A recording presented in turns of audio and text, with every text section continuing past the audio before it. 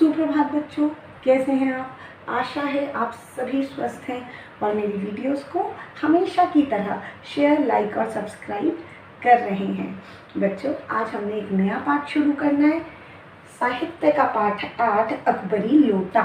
ये एक हास्य कथा है। ठीक, हास्य कथा, हंसी और व्यंग पर आधारित एक कहानी। ठीक है, तो कौन है इसके लेखक? हाँ जी, इसके लेखक हैं अन्नपूर्णानंद वर्मा। अन्नपूर्णानंद वर्मा जी ने ज़्यादा लेख नहीं लिखे, ज़्यादा कथाएं नहीं लिखी, ठीक, लेकिन जितनी भी लिखी वो सभी हास्य व्यंग पर आधारित हैं। उनकी कहानी का जो उद्देश्य होता है वो किसी को चोट पहुंचाना नहीं है, ठीक है, किसी का मजाक उड़ाना नहीं है, बल्कि समाज में हो रही जितनी भी कुरीतियाँ हैं उन सब का वर्णन करना, ठीक है, लोगों को समझाना कि समाज में कौन कौन सी बुराइयां हैं, उन सब पर प्रहार करना लेखक का उद्देश्य है, ताकि वो सभी बुराइयां इस समाज से खत्म हों।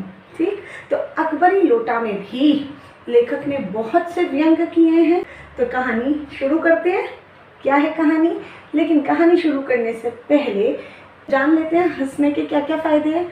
वैसे आपको बहुत से फ़ायदे पता हैं हंसने के, ठीक है, लेकिन कुछ का वर्णन लेखक ने इस पाठ में किया है।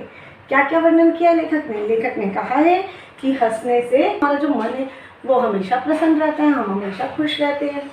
हमारे जीवन में आई जो भी कठिनाइयाँ होती हैं, जो भी हमारे में ठहराव आ जाता है जीवन में, वही जो बोरियत आ जाती है वो खत्म हो जाती है हंसने से, ठीक है, और एक सकारात्मक दृष्टिकोण विकसित होता है, पॉजिटिव एटीट्यूड हमारे अंदर आ जाता है।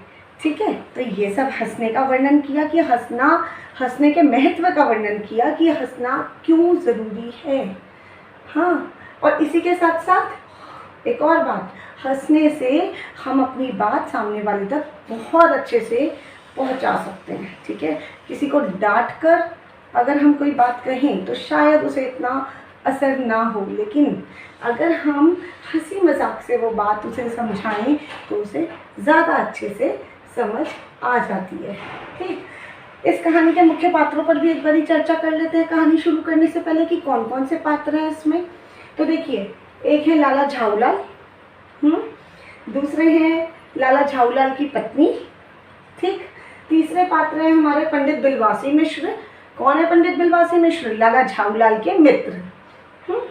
फिर एक अंग्रेज है पर्यटक, ठीक है, पर्यटक मतलब यात्री। तो एक यात्री है जो भारत में घूमने आए हैं, वो कौन है? वो अंग्रेज। और एक अंग्रेज का मित्र है मेजर डगलस, ठीक है, इसके केवल नाम का प्रयोग किया है इस कहानी में, बाकी जब आप कहानी पढ़ेंगे तो आपको समझ आएगा। ठीक, तो शुरू करें कहानी। तो कहानी शुरू होती है लाला झाऊलाल से। लाला झाऊलाल जो कि कहाँ रहते हैं? काशी के ठठेरी बाजार में। ठठेरी बाजार मतलब बर्तनों का बाजार, वहीं पर उनका मकान है, तिमंजिला मकान है, खाने पीने की कोई कमी नहीं है। जो मकान है उसके नीचे कुछ दुकानें हैं जिनसे 100 रुपये मासिक किराया उनको मिल जाता है, तो उनको किसी भी तरीके की कोई दिक्कत परेशानी नहीं है, आर्थिक रूप से वो समृद्ध हैं। लेकिन इतने भी नहीं कि 250 रुपये कभी उन्होंने एक साथ देखे हों। ऐसे में एक दिन उनकी पत्नी उनसे 250 रुपये की मांग कर देती है। कितने रुपए की? 250 रुपये की। 250 रुपये सुनते ही जिस व्यक्ति ने 250 रुपये ना देखे हों कभी एक साथ, ठीक है, उसको 250 रुपये की उनकी पत्नी अगर मांग कर दे उनसे तो उनका तो जी बैठ गया। ठीक है, उनको तो एकदम से घबराहट हो गई कि 250 रुपये। पति की ऐसी हालत देखकर उनकी पत्नी कहती है, ठीक है, अगर आप नहीं दे सकते तो मत दीजिए, ठीक है, मैं अपने भाई से मांग लूँगी, भाई से मांग लेंगी। ये बात सुनकर जो लाला झाऊलाल थे वो गुस्सा हो गए। उन्होंने कहा, अच्छा भाई से मांगोगी, 250 रुपये के लिए भाई के सामने हाथ फैलाओगी, मैं दे दूंगा, मुझसे ले लेना। पत्नी व्यंग करती हैं, पर मुझे इसी जन्म में चाहिए। कब चाहिए? इसी जन्म में। तो लाला झाऊलाल कहते हैं, अरे इसी सप्ताह ले लेना। उनकी पत्नी कहती है, एक इस सप्ताह से आपका मतलब एक सप्ताह में 7 दिन से है? 7 दिन से है या 7 वर्षों से? तो लाला झाऊलाल को और गुस्सा आ जाता है। वो ताव से खड़े होते हैं और कहते हैं, आज से 7वें दिन तुम्हें 250 रुपये मिल जाएंगे। पत्नी कहती है, ठीक है, चलो देखते हैं। अब लाला झाऊलाल ने बोल तो दिया, वादा तो कर दिया, लेकिन 250 रुपये का वो इंतज़ाम नहीं कर पाए। 4 दिन बीत गए, लेकिन 250 रुपये का इंतज़ाम नहीं हो पाया। अब लाला झाऊलाल परेशान होने लगे, क्या करें, पहली बार पत्नी ने कुछ मांगा है ना, और इतनी डींगे मारी थी पत्नी के सामने। ठीक, अब तो चारों खाने चितों के गिरना पड़ जाएगा, यानी कि अब तो मुझे हार माननी पड़ जाएगी। क्या करूं, कैसे करूं? जब 4 दिन तक भी प्रबंध नहीं हो पाया तो 5वें दिन उन्होंने अपने मित्र किसे, पंडित बिलवासी जी को, बिलवासी मिश्र जी को बुलाया। उन्हें अपनी सारी विपदा बताई कि कैसे पत्नी के सामने हेकड़ी दिखा रहे थे। ठीक है, 250 रुपये देने का वादा कर दिया और पैसों का इंतजाम हो नहीं पाया। तो बिलवासी मिश्र जी से कहा कि आप पैसे दे दीजिए या पैसों का प्रबंध कर दीजिए। तो बिलवासी मिश्र जी, नसीब ऐसा था कि उस समय बिलवासी जी के पास भी पैसे नहीं थे, वो बिल्कुल खुक थे मतलब उनके पास बिल्कुल भी पैसे नहीं थे। ठीक, मगर एक मित्र होने के नाते वो कहते हैं कि मैं कोशिश करूँगा। ठीक, मेरे पास पैसे हैं तो नहीं, मैं वादा नहीं कर रहा, मगर अगर मेरे को पैसे मिल गए, ठीक, कहीं से भी मैंने इंतज़ाम कर लिया, तो कल हम इसी मकान पर, आपके मकान पर ज़रूर मिलेंगे। ठीक, तो आज वही 5वां दिन है। क्या होगा अब जो लाला झाऊलाल हैं वो बहुत परेशान है ना। परेशानी का कारण कि पत्नी के सामने इतने डींगे मार चुके थे, है ना। वो असमंजस में फंसे हुए थे कि पहली बार तो मेरी पत्नी ने मुझसे कुछ मांगा और अगर मैं वो भी नहीं दे पाया तो जितनी हेकड़ी आज तक मैंने, जितनी अकड़ के साथ में आज तक अपनी पत्नी के सामने रहा हूँ, वो सब बेकार हो जाने वाली है ना। तो वो सोचते हैं कि क्या करूँ, पता नहीं मेरे मित्र बिलवासी जो है वो आएंगे या नहीं आएंगे, पता नहीं वो पैसों का प्रबंध कर पाए होंगे या नहीं कर पाए होंगे। तो इसी सब असमंजस की स्थिति में वो फंसे हुए हैं। वो कहते हैं ऐसा तो नहीं है कि अगर मैंने पैसों का इंतज़ाम नहीं किया तो मेरी पत्नी घर छोड़ के चली जाएगी या वो मुझे घर से निकाल देगी, ऐसा कुछ नहीं होगा। अगर मैंने नहीं भी इंतज़ाम किया, नहीं भी दिए पैसे, तो कुछ नहीं होगा ऐसा। मगर क्या होगा, उनकी पत्नी उनके ऊपर थोड़ा सा हंस देगी। ठीक है, उनके ऊपर थोड़ा सा हंस देगी, उसकी जो हंसी होगी उसे मैं नहीं झेल सकता। ठीक है, वो जो व्यंग वाली जो हंसी है ना कि बस लो देख लिया, कर लिया इंतज़ाम, बहुत बोल रहे थे, वो बोलेगी चाहे कुछ नहीं, लेकिन वो जो एक हंसी है ना उसकी, वो सब कुछ बयान कर देगी। तो यही सब सोचते हुए वो बहुत परेशान है। अब उन्हें प्यास लगती है। ठीक है, वो छत पर टहल रहे हैं, इधर से उधर उन्हें प्यास लगती है। वो नौकर को आवाज़ देते हैं। अब जो नौकर है वो वहाँ होता नहीं।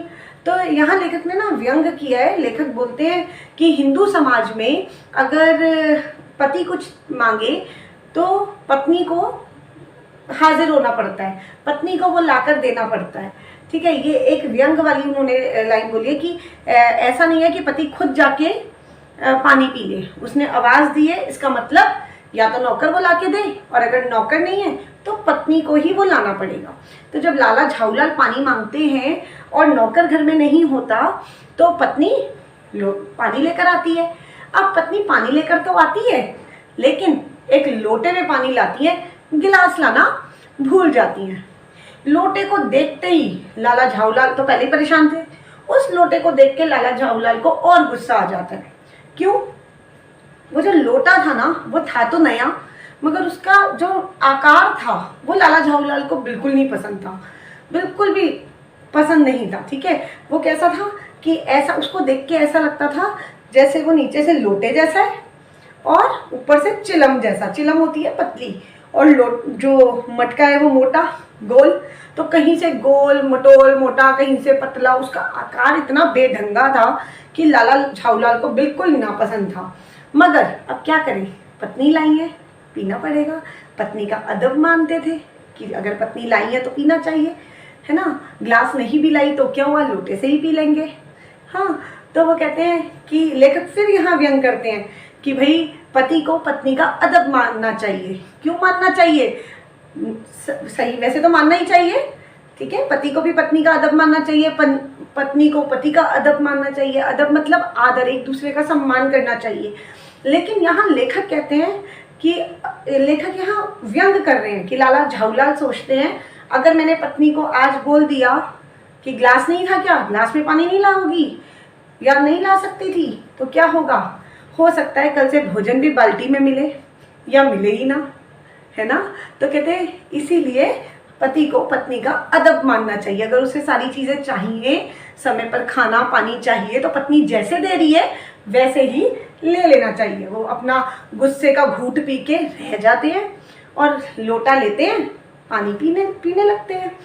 ठीक है, अब अभी भी उन्हें इंतज़ार किसका है, किसका, अपने मित्र बिलवासी मिश्र का। तो क्या बिलवासी मिश्र आएंगे, और अगर आएंगे तो क्या वो पैसे लेकर आएंगे, पैसों का प्रबंध हो गया होगा। अगर पैसों का प्रबंध हो गया होगा तो उन्होंने कहाँ से किया होगा प्रबंध, ठीक है, कहीं चोरी की है, डाका डाला है, किसी और से उधार मांगा है, क्या किया उन्होंने, ये सब जानेंगे हम अपनी अगली कहानी में। ठीक, तो आज का आपका गृह कार्य क्या है। सबसे पहला तो काम आपका ये है कि इस पाठ को आपने पढ़ना है। पूरे पाठ को नहीं भी पढ़े, जितना मैंने पढ़ाया है 2 पेज वो आपने पढ़ने हैं, क्योंकि इसमें बहुत से मुहावरे दिए हुए हैं। ये कहानी बहुत अच्छी है, इसकी एक एक पंक्ति में मुहावरे दिए हैं, व्यंग किया है, तो उसमें से आपको ज़रूर पढ़ना है। बहुत मज़ेदार कहानी है। और कॉपी में क्या काम करना है, शब्दार्थ व वाक्य रचना। आप पहले दिनांक डालेंगे, जैसे मैंने लिखी है यहाँ पर, ठीक है, दिनांक लिखेंगे। उसके बाद कक्षा कार्य जैसे आप करते हैं, ठीक है, आप गृह कार्य लिखना चाहते हैं आप गृह कार्य भी लिख सकते हैं। पाठ 8 अकबरी लोटा। उसके बाद शब्दार्थ व वाक्य रचना। ये 3 आपके शब्द हैं। पहला प्रबंध, प्रबंध मतलब इंतजाम, कोई वाक्य बनाएंगे, वाक्य किससे बनेगा, प्रबंध से। फिर प्रतिष्ठा मतलब इज्जत, विपदा मतलब मुसीबत। वाक्य बहुत अच्छे बनाना, ठीक है, और सर्वनाम शब्दों का प्रयोग बिल्कुल नहीं करना। उसके बाद एक ही प्रश्न आपको करने के लिए दे रही हूं मैं। आपका लघु प्रश्न पहला है, लाला झाऊलाल की आर्थिक स्थिति कैसी थी। ये आपकी किताब का पहला प्रश्न है, ठीक है। तो कैसी थी उनकी आर्थिक स्थिति, बहुत ज़्यादा बेकार तो नहीं थी, गरीबी वाला जीवन तो नहीं जी रहे थे ना वो, अच्छी थी। बहुत धनी परिवार के भी नहीं थे, क्योंकि 250 रुपये कभी एक साथ देखे भी नहीं थे, है ना। लेकिन ना बहुत अमीर थे ना बहुत निम्न वर्ग के थे, मध्यम वर्ग के थे। जीवन बहुत अच्छे से गुजर रहा था, खाने पीने की कोई कमी नहीं थी, है ना, सुकून वाली जिंदगी थी। तो आर्थिक स्थिति ठीक थी, बेकार भी नहीं थी और अच्छी भी नहीं थी, ठीक है। तो आप अपने हिसाब से इसको लिखेंगे, ठीक। तो अब जानेंगे आगे की कहानी अपनी अगली वीडियो में। अगर कोई दिक्कत होती है तो क्या करेंगे, कमेंट बॉक्स में पूछेंगे।